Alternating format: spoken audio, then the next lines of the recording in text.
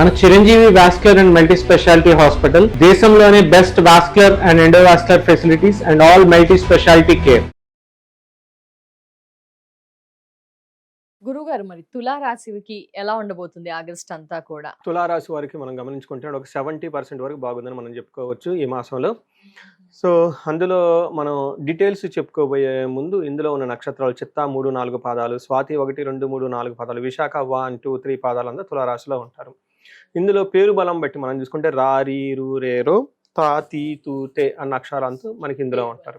పేరు బలం బట్టి మనం చూసుకుంటే ఇందులో మనకి లఘు గోచారము, సూక్ష్మ గోచారం అన్న ఒక కాన్సెప్ట్ ప్రకారం చూసుకుంటే ఇందులో మహర్షులు ఒక్కొక్క గ్రహానికి ఒక చిన్న వర్డ్ ద్వారా అది ఎలాంటి ప్రభావం చూపిస్తూ పోతుందో చెప్పారనమాట. అంటే ఇప్పుడు 4 గ్రహాలు మారడంతో 4 వర్డ్స్లో టోటల్ మంత్ అంత ఎలా ఉందో మనం చెప్పుకోవచ్చు. దీంట్లో మనకేం చెప్తారంటే విత్తలాభం, దేహారోగ్యం, శేష సౌఖ్యం, అర్ధ ప్రాప్తిం అని చెప్తారు. దీని మీనింగ్ ఏంటంటే విత్తలాభం అంటే ధన ప్రవాహం బాగుండే అవకాశం ఎక్కువగా ఉంటుంది. శారీరకంగా కొంచెం హెల్త్ విషయంలో జాగ్రత్తగా ఉండాలి. శేష సౌఖ్యం ఆల్రౌండ్ ప్రాస్పెరిటీ ఉంటుంది. అర్ధ ప్రాప్తి ధనం వస్తుంది అని మనం చెప్తారు. అంటే మనం ఏ ప్రకారంగా చూసుకున్నా కానీ ఇందాక చెప్పిన విధంగా ఒక 70%, 75% బాగుంది. కుజుడు మాత్రం కొంచెం ఇబ్బంది పెట్టే పరిస్థితుల్లో ఉన్నారు. మిగతా అంతా బాగుందని మనం చెప్పుకోవచ్చు. సో ఇందులో మనం సూర్యుడు గమనించుకుంటే మనకి 11వ స్థానంలో ఉన్నారండి. 11వ స్థానంలో ఏ గ్రహం ఉన్నా బాగుంటుందని మనకి శాస్త్రంలో వివరించడం జరిగింది. వీళ్ళకి సూర్యుడు 11వ స్థానంలో ఉంటే సహజంగా authority, power, stamina, risk taking capability, తర్వాత ఎలివేటెడ్ సోల్స్ అంటే ఆత్మబలం చాలా స్ట్రాంగ్గా ఉండటం, ఇవన్నీ మనకు చెప్తూ ఉంటారనమాట. ఇందులో మనకేం చెప్తారంటే ఎప్పుడైతే 11th హౌస్లో సూర్యుడు ఉంటే మనకి సంస్కృతంలో ఒక శ్లోకం చెప్తారు. ఏమంటారు? అర్ధచ్చ స్వకులాచార గృహే నిత్య ఉత్సవం శుభం నిత్యమాధుర్య భుక్తిచ్చ లాభో ఏకాదశి గతో రవి అంటారు. వినడానికైతే చాలా బాగుంది అనిపిస్తుంది గురువు. అర్థం ఏంటి గురువు గారు? అర్థం కూడా బాగానే ఉంటుంది. సంస్కృతంలో ఉన్న బ్యూటీ ఏంటంటేనండి సాఫ్ట్ వర్డ్స్ ఉంటాయి, ఆటోమేటిక్గా వినేటప్పుడు మనకి సెన్స్ అయిపోతామండి. ఒక మంచి పాజిటివ్ గా అనిపిస్తుంది, వినసొంపుగా ఉంది. అవునండి. అర్ధచ్చ అంటే ధనం ప్రకారం బాగుంటుంది. స్వకులాచార అంటే వీళ్ళు పెద్దవాళ్ళు చెప్పిన పద్ధతులు, సిస్టమ్స్ అన్ని ఫాలో అవుతూ ఉంటారు. గురువులు చెప్పిన ఇన్స్ట్రక్షన్స్ ని తీసుకుంటూ ఉంటారు. గృహే ఉత్సవం ఎప్పుడు ఇంట్లో ఏదో ఒక సెలబ్రేషన్ జరుగుతూ ఉంటుంది. శుభకార్యాలు జరుగుతూ ఉంటాయి అని చెప్పుకోవచ్చు. నిత్య మాధురి భుక్తచ్చ సహజంగా ఈ ఫంక్షన్స్ ఉన్నప్పుడు మంచి మంచి ఫుడ్స్, స్వీట్స్ అవన్నీ తింటూ ఉంటాం కాబట్టి ఇలా బాగుంటుంది. కొత్తగా ఉద్యోగంలో చేరటం, తర్వాత ధనలాభం రావటం, ప్రమోషన్స్ రావటం, ఇవన్నీ వచ్చే అవకాశం ఎక్కువగా ఉంటుంది. కొంచెం పెద్ద పెద్ద పనులు చేయాల్సినవి కొంచెం పోస్ట్పోన్ చేసుకుంటే మంచిది. ఎందుకంటే శుభకరమైన పండగలు, ఫెస్టివల్స్లో ఉన్నప్పుడు ఇంపార్టెంట్ డెసిషన్స్ తీసుకోకుండా ఉంటే బెటర్ అని చెప్పేసి మనకు చెప్తూ ఉంటారు. ఎందుకంటే ఆ శుభకార్యం మీద ఫోకస్ చేయాలి కాబట్టి. ఓకే గురుగారు. నెక్స్ట్ కుజుడు 9వ స్థానంలో ఉన్నారండి. కుజుడు 9వ స్థానంలో మనకుంటే ఇది కొంచెం ఇబ్బంది పరంగా ఉండేది అని మనం చెప్పుకోవచ్చు. అంటే ఏమవుతుంది? అశనాచ్చ శూన్యం శోషణం దేహ పీడనం స్థాననాశనం విరోధం చ అని చెప్తూ ఉంటారు. నవమస్తే భవేద్ ధారాసుతే అంటారు.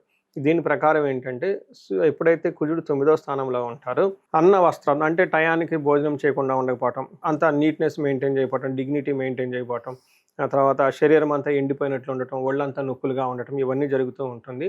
మెయిన్ ప్రొఫెషన్లో కొంచెం ప్రెషర్ ఉండే అవకాశం ఎక్కువగా ఉంటుంది. ద్వేషపూరితమైన వాతావరణం ఉంటుందని మనకు చెప్తూ ఉంటారు. వృధా ప్రయాణాలు, అటు ఇటు ప్రయాణాలు చేస్తే అందులో పెద్ద కలిసి రాదు అని చెప్తారు. అయితే ఓవర్ ఎక్స్పెండిచర్ అనవసరమైన ఖర్చులు, హంగులు ఆర్భాటాలకు పోయేసి అవసరం ఉన్నా లేకపోయినా ఎడాబడా కొనేసి డబ్బులు ఖర్చు పెట్టుకునే అవకాశం కూడా ఉందని గమనించాలి. ఇది మనకి ముఖ్యంగా చూసుకుంటే సూర్యుడి వల్ల ప్రాఫిట్ ఉంది, కుజుని వల్ల కొంచెం ఇబ్బందులు ఉన్నాయని గమనించుకోవాలి. అయితే బుధుడిలో 10th హౌస్లో బుధుడు ఉండటం వల్ల ప్రొఫెషనల్ మ్యాటర్స్లో లేదంటే సాఫ్ట్వేర్ వాళ్ళు ఎవరైనా ఉన్నా కానీ ఈ ట్రాన్సాక్షన్స్, మనీ ఫ్లో అంతా చాలా స్మూత్గా అవుతుంది. ఎక్కడ ఎలాంటి ఆటంకాలు ఉండవు అని మనం చెప్పుకోవచ్చు. సో ఇది కూడా బాగుంది. నెక్స్ట్ శుక్రుడు కొంచెం 50-50గా ఉన్నారని మనం చెప్పుకోవచ్చు అండి. శుక్రుడు కొన్ని విషయాల్లో అంటే ఆటంకాల ద్వారా సక్సెస్ని ఇస్తారని చెప్పుకోవచ్చు. ఆటంకాల ద్వారా సక్సెస్ వస్తుంది శుక్రుడు వల్ల. శుక్రుడు 12వ స్థానంలో ఉంటే మనకి ఏం చెప్తారంటే శత్రుపీడ అంటే శత్రువులు ఇబ్బంది పెట్టే పరిస్థితులు ఎక్కువగా ఉంటుంది. మహద్భయం అనవసరంగా భయపడే సిచ్యువేషన్స్ ఉంటుంది. తర్వాత కృష్యాది సర్వ విఘ్నం శాత్ అని చెప్తూ ఉంటారు. అంటే హార్డ్ వర్క్ చేస్తే దాంట్లో రిజల్ట్స్ కష్టం ద్వారా వస్తుంది అని చెప్పేసి మనం చెప్పుకోవచ్చు. ఫస్ట్ మనం చాలా హ్యాపీగా ఉండాలి. ఎందుకంటే ముందు రిజల్ట్ వస్తుంది, కొంచెం అటు ఇటు కష్టపడిన ఒకసారి రిజల్ట్ వస్తే ఏమంటే కష్టం తర్వాతే సుఖం. ప్రాబ్లం ఏంటంటే మనకు కష్టపడిన ఫలితం రాదు. కష్టపడిన ప్రతిసారి కూడా రాదు. అవును గురుగారు. అందుకని చెప్పేసి కష్టం ఎంత పడాలో దానికి ఇంకా చాలా మనకేమంటారు కార్యజయం కావాలి, అనుకున్న పనులన్నీ కావాలి. నేను చాలా కష్టపడ్డాను రిజల్ట్ రాలేదంటే ఎవరు గుర్తుపెట్టుకోరు కదా. మనం హార్డ్ వర్క్ చేయాలి, రిజల్ట్ కూడా పెట్టుకోవాలన్నమాట. ఇది హోల్ గేమ్ అంతా ఇక్కడే ఉంటుంది. గెయినర్ ఆర్ లూజర్ అని చెప్పేసి గెయినర్స్కి మాత్రమే ఇక్కడ జనాలు గుర్తుపెట్టుకుంటారు, లూజర్ని ఎవరిని గుర్తుపెట్టుకోరు. లూజర్ కూడా మోస్ట్ ఆఫ్ దెబ్బలు ఉంటారు. కాబట్టి ఈ జ్యోతిష శాస్త్రం యొక్క పర్పస్ ఏంటంటే హార్డ్ వర్క్ చేశారు కాదు, ఎంత సంపాదించుకున్నారు, ధర్మార్థ కామ మోక్షాలు అంటారు అనమాట. అవన్నీ కరెక్ట్గా చేస్తున్నారు కదా, అందులో ఉన్న ఆటంకాలు ఏంటి, వాటిని మళ్ళీ మనం ఎలా అధిగమించి ముందుకు వెళ్ళిపోవాలి, లైఫ్ సుఖంగా ఆనందంగా బ్లిస్ఫుల్గా ఎలా ఉండాలి, రాబోయే ఆటంకాలు ఏంటి, వాటిని ఓవర్కమ్ ఎలా చేయాలి అనేది సూచిస్తుంది అనమాట. సో మీరు చెప్పిన విధంగా ఇక్కడ ఏమవుతుంది అంటే శుక్రుడు వచ్చేటప్పటికి ఎంత కష్టపడినా కానీ ఆటంకాలను కలిగిస్తూ ఉంటారు, బట్ రిజల్ట్ వస్తుంది. ఇక్కడ శుక్రుడు యొక్క గొప్పతనం అని చెప్పుకోవచ్చు. గురుగారు మరి గ్రహాల పరంగా ఇలా ఉందని తెలియజేశారు, నక్షత్రాలు ఏం తెలుపుతున్నాయి గురుగారు? నక్షత్రాల పరంగా ఏంటి అంటారు? నక్షత్ర పరంగా వీళ్ళకి కొంచెం మిక్స్డ్గా ఉందని చెప్పుకోవాలండి. చిత్తా నక్షత్రం వాళ్ళకి శారీరకంగా ఇబ్బందులు ఉంటాయని తెలుసుకోవాలి. బట్ ఇదే సూర్యుడు లాభాన్ని కూడా ఇస్తూ ఉన్నారనమాట. అంటే సూర్యుడు వల్ల లాభాన్ని ప్లస్ శారీరకంగా హెల్త్ కాంప్లికేషన్స్ ఇస్తూ ఉన్నారు. అతిగా భయపడే పరిస్థితులు ఉంటుందండి. అంటే అనుకున్న పని కాకుండా ఇబ్బందులు పడటం, లేదంటే ఆటంకాలు రావడంతో వీళ్ళు భయపడిపోతూ ఉంటారు, ఏమవుతుందో టెన్షన్గా అనమాట.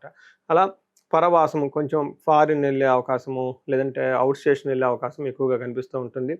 స్వాతి నక్షత్రం వాళ్ళకి అగైన్ సేమ్, అతిగా భయపడే అవకాశం ఎక్కువగా ఉంటుంది. అనుకున్న పనులు ఎక్కడో డిస్టర్బెన్స్ వస్తుంది. హెల్త్ కాంప్లికేషన్స్ విషయంలో కొంచెం జాగ్రత్తగా ఉండాలి. పరవాసం, వీళ్ళు కొంచెం ఫారిన్ లేదంటే అవుట్ స్టేషన్లో అలా దూర ప్రయాణాలు చేసే అవకాశం ఎక్కువగా ఉందని గమనించాలండి.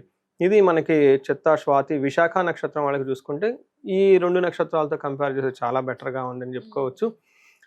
వీళ్ళకి కార్యహాని, ఓకే, అనుకున్న పనిలో కాకుండా ఆటంకాలు వచ్చే అవకాశం ఎక్కువగా ఉంటుంది. సేమ్ వీళ్ళలాగానే పరవాసం, ట్రావెల్ చేసే అవకాశం ఎక్కువగా ఉంటుంది. అతిగా భయపడే పరిస్థితులు కూడా ఉంటేనే మనం గమనించుకోవాలి. సో మనం చూసుకుంటే అండి ఓవరాల్గా ఈ నక్షత్రాలు కానీ ఇవి చూసుకుంటే సూర్యుడు వీళ్ళకి 11th హౌస్లో ఉండి, తర్వాత బుధుడు సపోర్ట్ చేస్తూ ఉండడంతో 50-50గా బాగుంటుంది. ఈ నక్షత్రాల ప్రకారంగా చూసుకుంటే అనవసరమైన భయాలు అవి ఇవి తప్పగానే, బట్ ఓవరాల్గా అవుట్కమ్ మనం చూసుకుంటే ఫైనల్గా ఒక 70% బాగుంది, 30% ఛాలెంజెస్ ఉన్నాయని చెప్పుకోవాలి. మరి ఏం పాటించాలి గురువుగారు తులారాశి వారి పరిహారం ఆగస్ట్ అంతా కూడా? వీళ్ళకి 2 గ్రహాల నుంచి కొంచెం ఇబ్బందులుగా ఉంది కాబట్టి అండి వీళ్ళకి విష్ణుమూర్తిని ఎక్కువగా పూజ చేస్తే చాలా బాగుంటుంది. ఇక్కడ లక్ష్మీనారాయణని జపం చేసినా కానివ్వండి, లేదంటే వెంకటేశ్వర స్వామిని, అంటే లక్ష్మీదేవి కలిపి వెంకటేశ్వర స్వామి, ఎక్కడైనా సరే లక్ష్మీదేవి ఎక్కడున్నా కానీ లక్ష్మీ నారాయణ, లక్ష్మీ విష్ణుమూర్తి, లక్ష్మీ నరసింహ, ఇలా లక్ష్మీదేవితో కలిసి ఉన్న టెంపుల్స్ ఎక్కడన్నా ఉంటే విష్ణుమూర్తి అలాలు దర్శించుకుంటే చాలా బాగుంటుంది. ఈవెన్ సీతారాములను దర్శించుకున్నా కానీ చాలా పుణ్యప్రదంగా ఉంటుంది. చక్రవర్తిత్వం వస్తుంది అని చెప్తారు. చక్రవర్తిత్వం అంటే they become king or queens అని చెప్పేసి. సో ఇలా అంటే ఈ ఆటంకాలు లేకుండా వాళ్ళ యొక్క కీర్తి ప్రదేశాలు బాగా వృద్ధి చెందుతాయి అని మనం చెప్పుకోవచ్చు. అంతేకాకుండా కందులు 1 kg మంగళవారం రోజు దానం చేసిన, తర్వాత సుబ్రహ్మణ్యేశ్వర స్వామి ఆరాధన చేసిన, లేదంటే మనకి జంట నాగులు, లేదంటే నాగులు కట్ట అని చెప్పేసి ఉంటారు, 3 శిలలు పెట్టుంటాయి అనమాట మూర్తులు, వాటికి అభిషేకం చేసిన చాలా పవర్ఫుల్ అండి. అది చాలా simple, easy and powerful remedy అని మనం చెప్పుకోవచ్చు. అవి చేసుకుంటూ ఉంటే చక్కగా ఉంటుందండి. గురుగారు మరి అతిగా సఫర్ అవుతున్న వారికి జాతక రీత్యా ఎలాంటి పరిహారాలు అద్భుతంగా మెరుగైన ఫలితాలను ఇస్తాయో తెలియజేస్తారా గురుగారు? సో మనకి ఇప్పుడు దాకా చెప్పుకున్న మన రాశి ఫలం ఏంటంటేనండి ఆ యొక్క కొంతవరకు మాత్రమే ఎఫెక్ట్ ఉంటుందండి. అది ఒక 30-40% మాత్రం లైఫ్లో ఎఫెక్ట్ ఉంటుంది.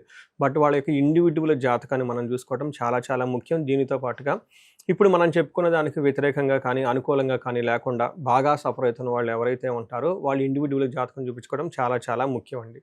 అండ్ నేను రీసెర్చ్ గ్రూప్ లాగా చేస్తున్నానండి. అరౌండ్ మనకి 40 years +or-5 years, అంటే 35 to 45 ఎవరికైతే ఏజ్ ఉందో అప్పటిదాకా వాళ్ళ కెరియర్లో చాలా సక్సెస్ఫుల్గా ఉండి, అకాడమిక్స్లో చాలా సక్సెస్ఫుల్గా ఉండి, కెరియర్లో కూడా ఒక మేనేజర్ లెవెల్, ఒక నాయకత్వ లక్షణాలు, సమాజంలో ఒక ఉన్నతమైన పొజిషన్కి వచ్చేసి అందరి దగ్గర కీర్తి ప్రదేశాలు, గౌరవం, మర్యాద, కొంచెం డబ్బు సంపాదించుకొని ఒక సిస్టమాటిక్గా ఉన్నవాళ్ళు సడన్గా ఆ ఏజ్లో డౌన్ వస్తుందండి. దీనికి మిడ్ లైఫ్ క్రైసిస్ అని చెప్పేసి మనకు అంటూ ఉంటారు జనరల్గా మోడర్న్ సైకాలజీలో. హార్మోనల్ చేంజెస్ అని, పోస్ట్ మెనోపాజ్ అని, ప్రీ మెనోపాజ్ అని రకరకాల పేర్లతో చెప్తూ ఉంటారు. బట్ అరౌండ్ 40-45 మధ్య లాట్ ఆఫ్ చేంజెస్ ఉంటుందండి, అది జెంట్స్కి లేదంటే లేడీస్కి. ఇది ఎందుకు వస్తుంది, కారణం ఏంటి అని మనం ఒక మిడ్ లైఫ్ క్రైసిస్ అని ఒక టైటిల్ పెట్టి వదిలేయకుండా జ్యోతిష శాస్త్రం చాలా బ్యూటిఫుల్గా అందులో మనకి రీజన్స్ చెప్తారు ఎందుకని. చాలా శాపాలు ఉంటాయండి. అంటే మనకి లైఫ్లో కొన్ని ఏజ్లో కొన్ని యాక్టివ్గా ఉంటాయండి. మన చిన్నప్పుడు బాలారిష్టాలు అంటారు, పెళ్ళైనప్పుడు వివాహ దోషాలు అంటారు, కొంచెం లైఫ్లో సెటిల్ అయ్యి ధనం వచ్చినప్పుడు వేరే శాపాలు ఉంటాయండి.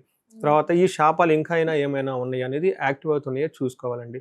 సో నా రీసెర్చ్లో ఎవరైతే ఇలా సక్సెస్ఫుల్ ట్రాక్ రికార్డు ఉండి సడన్గా ఆగిపోయారు, బ్లాక్ అయ్యారంటే ఖచ్చితంగా వాళ్ళ దాంట్లో శాపాలు యాక్టివేట్ ఉంటాయండి. సో ఇది ఎప్పుడైతే నేను ఈ మెసేజ్ చెప్పుకుంటూ వస్తున్నాను లాస్ట్ 4-5 మంత్స్ నుంచి వచ్చిన హారోస్కోపులు మొత్తం ఇలాంటి కాలసర్ప దోషాలని, పితృదోషాలని, మాతృదోషాలని, మాతృశాపాలని, ఇలా మనకి శాపాలని ఉంటాయండి. దాదాపు ఒక 7-8 బాగా పవర్ఫుల్ శాపాలు ఉంటాయి అనమాట. అలానే గ్రహ దోషాలు ఉంటాయి అనమాట. అవి ఎంత చేసినా కానీ పోవన్నమాట. ఇవి జనరేషన్స్ నుంచి వస్తాయి. మొన్న రీసెంట్గా కూడా ఒకళ్ళు వచ్చారండి, చూసిన వెంటనే చెప్పాను మీ అబ్బాయికి త్రిపిండి దోషం ఉంది, అది వీళ్ళ చేసిన వల్ల రాదు, వీళ్ళ యాన్సిస్టర్ చేయటం వల్ల. అప్పుడు అవునండి మా చిన్నప్పుడు మా అమ్మమ్మ గారు ఇలా చేసేవాళ్ళండి, ఆ తర్వాత మా పిన్ని కూతురు ఒక ఆమె చనిపోయిందండి, ఇలా ఉందండి, ఇలా వాళ్ళ హిస్టరీ అంతా చూసుకుంటూ వచ్చారనమాట. ఇలా జనరేషన్స్ నుంచి ఎప్పటి నుంచి ఉన్న టఫ్ అయిన ప్రాబ్లమ్స్ ఉంటే ఇవన్నీ వస్తూ ఉంటాయండి. ఒకసారి హారోస్కోప్ చూపించుకోవటం ఎంతైనా ముఖ్యం. ఇమ్మీడియట్గా పరిష్కారాలు చేసుకొని పరిహారాలు చేసుకుంటే లైఫ్ అనేది ఆ బ్లాక్ పై ముందుకెళ్ళిపోతారండి. నెక్స్ట్ ఇండివిజువల్గా ఎవరైనా ధనానికి విపరీతంగా బాధపడుతూ ఉంటే స్వర్ణలక్ష్మి విశేష హోమం అని ఉంటుందండి. రాబోయేది వరమహాలక్ష్మి, మనం శుక్రవారాలు చక్కగా చేసుకుంటాం కాబట్టి ప్రతి ఒక్కళ్ళు దాన్ని సద్వినియోగం చేసుకోవాలండి. నేను మా ఫ్రెండ్ ఒకళ్ళు ఉన్నారండి, వీళ్ళు ఇవన్నీ నమ్మరు. ఫ్రెండ్ కాబట్టి ఓకే వెళ్ళిపోతుంది, నా ప్రొఫెషన్ ఆయన ప్రొఫెషన్ ఆయన ఈ మోటివేషన్ స్పీకరు గైడెన్స్ ఇదంతా ఇస్తూ ఉంటారు, ఇంగ్లీష్ బుక్స్ అవన్నీ చదివేసి నమ్మరు వాళ్ళు బేసికల్గా.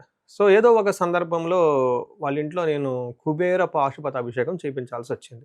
అది కూడా ఫోర్స్, ఫ్రెండ్ కాబట్టి నువ్వు ఇన్ని చేస్తున్నావు కదా నా గురించి ఒక్కటి చేయని చెప్తే అదంతా అయిపోయిన తర్వాత ఫస్ట్ వాళ్ళు ఇచ్చిన రెస్పాన్స్ ఏంటంటే, నాకు ఇలాంటి పూజలు ఎన్ని ఉన్నాయండి అన్నారు. పాశుపతాలు దాదాపు 365 ఉంటాయండి. మెయిన్ ఇంకా చాలా ఉంటాయి. అంటే డైలీ ఒక్కొక్కటి మా ఇంట్లో చేపిస్తారా అని అడుగుతున్నారు.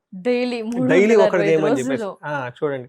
అంటే ఆ మంత్రాలకి ఆ వైబ్రేషన్స్ అలా ఉంటుందండి. ఇప్పుడు ఒక చిన్న మాట మిమ్మల్ని అలా అంటే నెగిటివ్గా ఫీల్ అయిపోతాం. మరి ఆ అన్ని మంత్రాలు అంతమంది బ్రాహ్మణులు చదివితే అది ఎక్కడ పోతుందండి? దానికి ఇంపాక్ట్ ఉంటుందండి. అందుకని ఇలాంటి పరిష్కారాలు చక్కగా చేసుకుని లైఫ్లో 10 అంతలు ముందుకెళ్ళాలని చెప్పేసి నేను కోరుకుంటున్నాను.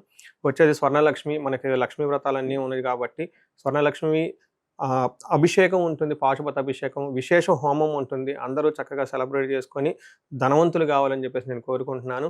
ఏదైనా కనుక వివాహానికి కనుక ప్రాబ్లంగా ఉంటే అన్యోన్య దాంపత్య పాశుపత అభిషేకము, హెల్త్ బాగా లేకుండా ఉంటే మనకేమని చెప్తారంటే మృత్యుంజయ పాశుపత అభిషేకము, హోమము, కాలసర్ప దోషము, త్రిపిండి దోషము, ఇవి ఇలా ఎనీథింగ్ వాళ్ళకి ఎక్కడైనా కనుక ఛాలెంజ్ ఉంటే ఇమ్మీడియట్గా ఒకసారి అపాయింట్మెంట్ తీసుకొని జాతక చక్రం చూపించుకొని దాని కారణాలు ఏంటో పరిష్కరించుకొని ఇమ్మీడియట్గా పరిహారాలు చేసుకుంటే 3 to 6 months మొత్తం లైన్లో పడిపోతారండి.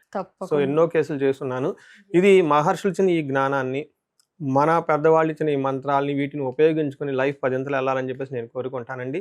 అందరికీ అష్టలక్ష్మిలు ఉండాలని చెప్పేసి, కృపా కటాక్షం కలగాలని, భోగభాగ్యాలతో అందరూ వృద్ధి చెందాలని చెప్పేసి కోరుకుంటున్నానండి. నమస్తే. ధన్యవాదాలు గురువు గారు. రాశి వివరణ, ప్రిడిక్షన్, పరిహారాలు, అలాగే అతిగా సఫర్ అవుతున్న వారికి కూడా పరిహారాలు తెలియజేసినందుకు చాలా ధన్యవాదాలు గురుగారు. నమస్కారం. నమస్తే.